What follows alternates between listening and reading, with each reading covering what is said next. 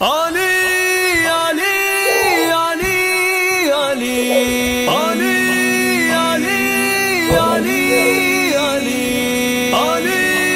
আলী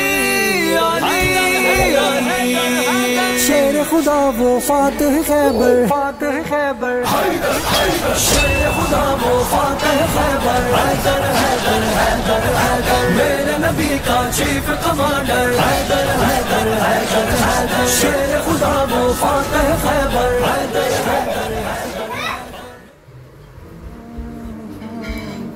হযরত আলী রাদিয়াল্লাহু তাআলা আনহু এর জীবনী। আলী রাদিয়াল্লাহু তাআলা আনহু শুরু থেকেই মুহাম্মদ সাল্লাল্লাহু আলাইহি ওয়াসাল্লামের সুরক্ষায় কাজ করেছিলেন এবং মুসলমানদের প্রায় সকল যুদ্ধে অংশ নিয়েছিলেন। অকুতোভয় যোদ্ধা হিসেবে তার খ্যাতি রয়েছে।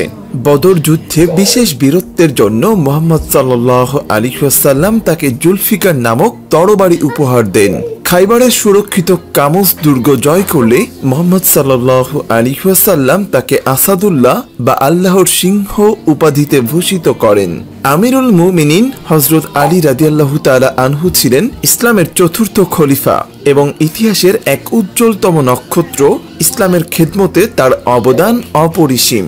তার সংক্ষিপ্ত পরিচিতি নিম্নরূপ। নাম্বার 1, নাম ও পরিচয়। তার নাম আলী, কুনিয়াত আবুল হাসান আবু তুরাব। পিতার নাম আবু তালেব, মাতার নাম ফাতেমা বিনতে আসাদ। তার উপাধি ছিল হায়দার, আসাদুল্লাহ, মুরতাজা।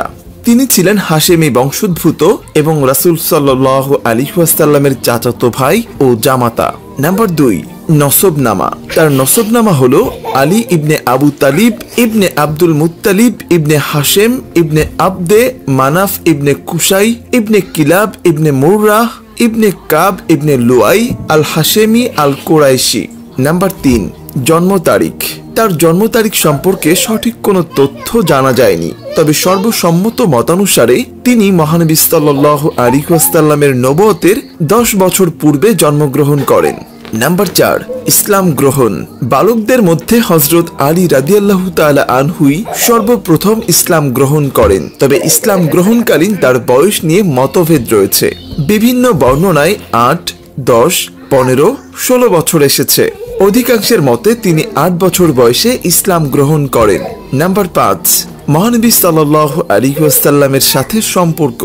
রাসূল সাল্লাল্লাহু আলাইহি ওয়াসাল্লাম হযরত আলী রাদিয়াল্লাহু তাআলা আনহুকে খুবই ভালোবাসতেন। তিনি ছিলেন রাসূল সাল্লাল্লাহু আলাইহি ওয়াসাল্লামের চাচাতো ভাই ও জামাতা। হিজরি 2য় সনে রাসূল সাল্লাল্লাহু আলাইহি ওয়াসাল্লামের নয়নের মণি ফাতেমা রাদিয়াল্লাহু তাআলা আনহা এর সাথে তিনি বিবাহ বন্ধনে আবদ্ধ হন। নাম্বার 6, হিজরত। রাসূল সাল্লাল্লাহু আলাইহি ওয়াসাল্লাম মদিনায় হিজরত কালে আলী রাদিয়াল্লাহু তাআলা আনহুকে নিজের বিছানায় শুইয়ে রেখে গিয়েছিলেন। মক্কার লোকদের পাওনা বুঝিয়ে দিয়ে 3 দিন পর তিনি মদিনায় হিজরত করেন। নাম্বার 7, জিহাদে অংশগ্রহণ। রাসূল সাল্লাল্লাহু আলাইহি ওয়াসাল্লামের যুগে সংগঠিত সকল যুদ্ধে তিনি অংশগ্রহণ করেন।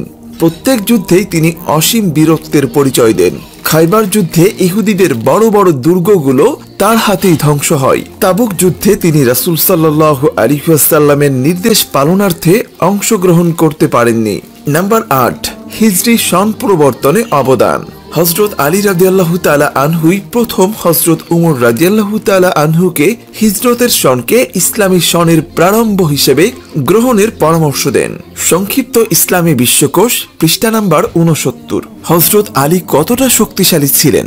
হযরত আলী রাদিয়াল্লাহু তাআলা আনহু দ্রুত খাইবার যুদ্ধের দুর্গের দিকে অগ্রসর হলেন। মুজাহিদ বাহিনীর শেষাংশ পৌঁছানোর আগেই তিনি সেখানে গিয়ে পৌঁছালেন। তিনি দুর্গে পৌঁছার সাথে সাথে ইহুদিরা তাকে আক্রমণ করে। পূর্বের চেয়ে অধিক শক্তি নিয়ে তারা ভীষণভাবে মুসলিম বাহিনীর উপর ঝাঁপিয়ে পড়ে। একসময় আলী রাদিয়াল্লাহু তাআলা আনহু এর হাতের ডাল মাটিতে পড়ে যায়। তিনি মাটি থেকে ডাল আর হাতে তুলে নিলেন না। দুর্গের কবাট ধরে এক হ্যাসকা টান মেরে কবাট খুলে ফেললেন এবং সেই কবাট হাতে ধরে ডাল হিসেবে ব্যবহার করে যুদ্ধ চালিয়ে যেতে লাগলেন। এরপর এক পর্যায়ে সেই ভারী লৌহ কবাট পিঠের উপর রেখে মুসলিম বাহিনীর দুর্গের ভিতরে প্রবেশ করা সিঁড়িপথ তৈরি করে দিলেন। মুসলিম বাহিনী সেই সিঁড়িপথে দ্রুত দুর্গের ভিতরে প্রবেশ করলেন। খাইবার দুর্গ বিজিত হলো। দুর্গের ভিতরে ইহুদিদের পতাকার পরিবর্তে মুসলিম বাহিনীর কালেমা খচিত পতাকা পতপত করে উঠতে লাগলো। হযরত রাফে বর্ণনা করেন, যুদ্ধের কাজ সেরে হযরত আলী রাদিয়াল্লাহু তাআলা আনহু দুর্গের সেই ভারী লৌহ কবাট অনেক দূরে ছুঁড়ে মারেন। আমরা 7 ব্যক্তি অনেক চেষ্টা করেও